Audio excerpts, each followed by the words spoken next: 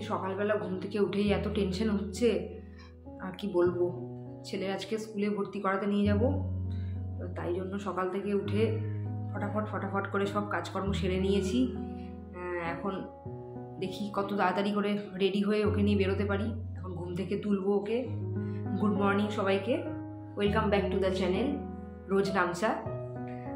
আর এতদিন ও স্কুলে যদিও পড়তো, কিন্তু সেই স্কুলটাকে তো আর ও স্কুল ভাবতো না। ও ভাবতো ওটা বাড়ি, ওর মা আছে, দিয়া আছে, দাদু আছে। আজকে থেকে নতুন স্কুলে যাবে, আমি তাই জন্য খুব টেনশনে করছি সকাল থেকে। কিন্তু জানি টেনশন করাটা ঠিক না, টেনশনের কোনো ব্যাপার নেই, কিন্তু আমার একটা মনে টেনশন চলেই আসছে। কি করবে স্কুলে গিয়ে, কেমন থাকবে। এই তো শুরু হয়ে গেল, আমার দায়িত্ব আরও বেড়ে গেল নতুন করে।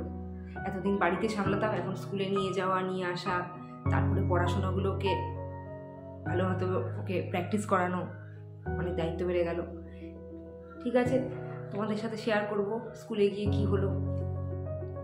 দুজন আজকে একটা কম্বলের তলায় ঢুকেছে। ঝনক নিজের বিছানা ছেড়ে বাবার কম্বলের তলায় গিয়ে ঢুকেছে। ঝনক উঠে পড়ো, স্কুলে যেতে হবে, নতুন স্কুল। ও কি উঠবে? ওর বাবাই ঘুমিয়ে কাদা, ও আবার উঠবে। এই দুজনেই ওঠো। কি হলো? ঝনক তুমি উঠে পড়ো। 8টা বেজে গেছে। বাবা, ঝনক বাবা, তুমি গণেশ ঠাকুর দেখছো? তুমি গণেশ ঠাকুর দেখছো? হ্যাঁ, তুমি গণেশ ঠাকুর দেখতে তোমার ভাল লাগে?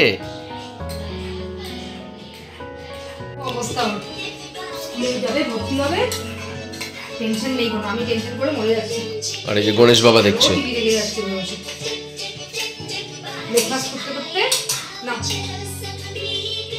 সারাদিনে এই সকালবেলাটাই তো টিভিটা চলে 15-20 মিনিট। আর আমরা তো টিভিটা দেখার সময় পাই না। ওর জন্য আমি সকাল থেকে টেনশন করে মরছি। আর ও কিসের টেনশন? জানি না কি টেনশন হচ্ছে আমার, জানি না কেন হচ্ছে। নার্সারিতে এমনিতেও ভর্তি নেবে, অমনিতেও ভর্তি নেবে, স্কুল তো ভর্তি নেওয়ার জন্য বসেই আছে। প্রাইভেট স্কুল ভর্তি তো নেবে, কিন্তু ও গিয়ে কি করবে, মানে গিয়ে ভগবান জানে। সেটা প্রথম দিন ক্লাসে গিয়ে কি করবে সেটা টেনশনের হতে পারে। আজকে হচ্ছে আমার টেনশন। আজকে টেনশন নিয়ে কিছু হবে না, অসুবিধা নেই। তাড়াতাড়ি কেন, তাড়াতাড়ি আর খুলে বেরোতে হবে আমাকে। ঠাকুরকে প্রণাম করো, না ঠাকুর করে ওঠো, দাঁড়াও, নমো করো, নমো করো ভালো করে। আবার গোপাল ঠাকুর দিয়ার কাছে নমো করে দিয়েছো তো? কি বললে ঠাকুরকে? বলো, ঠাকুর আমি যেন স্কুলে ভালো করে পড়াশোনা করতে পারি।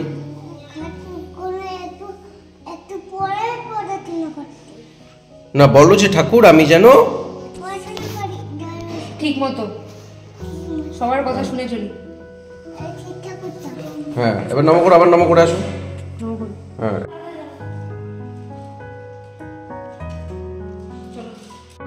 স্কুলে যাচ্ছে ভর্তি হতে, গান করতে করতে।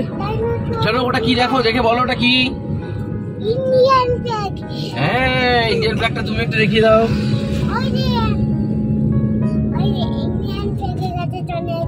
হ্যাঁ, ইন্ডিয়ান ফ্ল্যাগের কি কি কালার আছে ওখানে?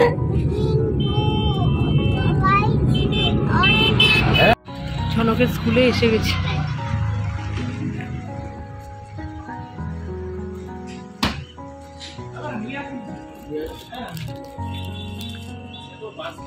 স্কুলে এসে গেছি, নামো। এই দেখো তোমার স্কুল, দেখেছো? দেখো তোমার স্কুলটা, দেখো ভালো লাগছে? কি সুন্দর স্কুলটা, দেখেছো? হ্যাঁ, এই দেখো তোমার স্কুলটা, দেখো কি সুন্দর, দেখো স্কুলটা। এই হচ্ছে ব্রডওয়ে অ্যাকসেন্ট স্কুল।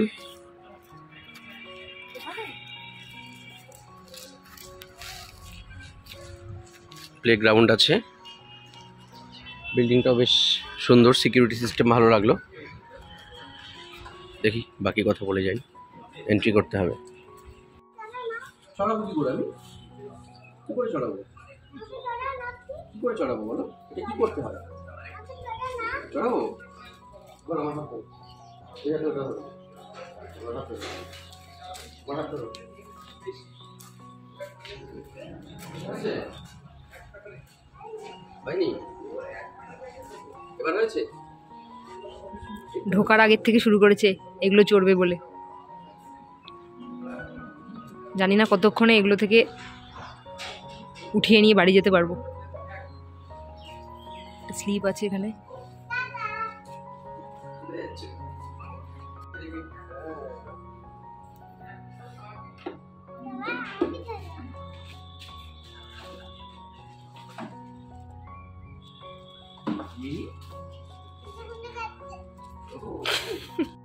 ঝনক স্কুলে ভর্তি হয়ে গেছে।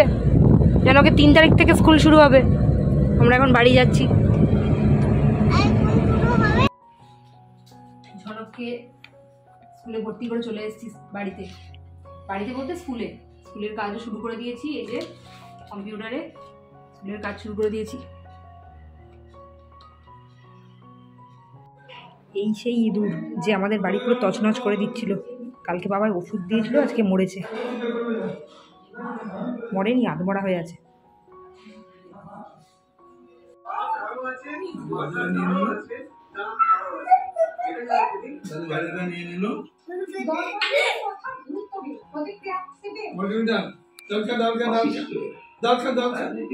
সৌজন্যবোধ শিষ্টাচার কিছুই মানতে চায় না। আর আমার মনে হয় নেতা নিজের দলের মধ্যে। এই যে তোমার কি খবর? হ্যাঁ, তোমার তো দেখাই পাওয়া যায় না। বোন তো দেখা দেয় মাঝে মাঝে, তোমার তো দেখাই পাওয়া যায় না। হ্যাঁ, বাহ,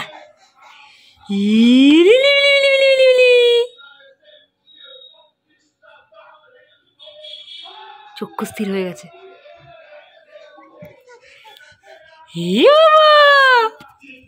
এটা কি? চেরি রানী? হ্যাঁ, এটা কি চেরি রানী? হ্যাঁ, আমি চেরি রানী, এটাই বলে দাও। বাবা, হামাগুড়ি দাও, হামাগুড়ি দাও। দেবে না?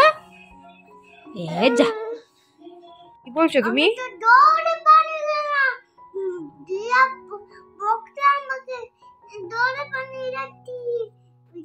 কি ইঁদুর বলছে জলে পালিয়ে যাচ্ছি? দৌড়ে পালিয়ে যাচ্ছি। ইঁদুর রানী তোমার কোলবালিশের ওয়ারটা কি কেটে দিয়েছিল? কোনটা? ও, তেন দিয়া পাল্টে দিয়েছে। ওই যে ইঁদুরটা দেখালাম, সেই ইঁদুরটা আমাদের এমন বাড়ি তছনছ করেছে। ঝনকের এই কোলবালিশের একটা সেম এরকম আরেকটা ওয়ার ছিল, ওই ওয়ারটাকে কেটে একেবারে ছিঁড়ে একাকার করেছে। ওই বালিশটাকে কান্না পেয়ে যাচ্ছে।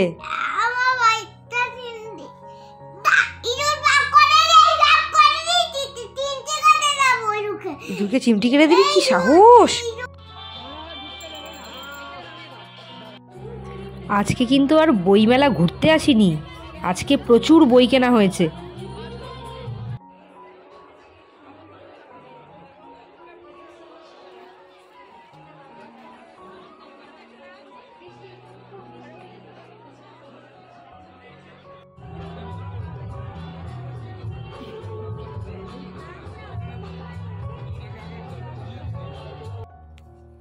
ঝনক, এ নাও তোমার গিফট।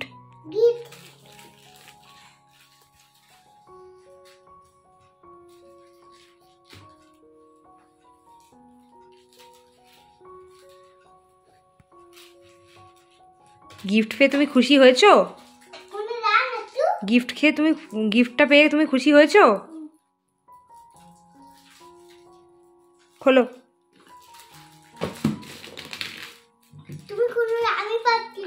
কেন পারবে না? কেন পারবে, খোলো।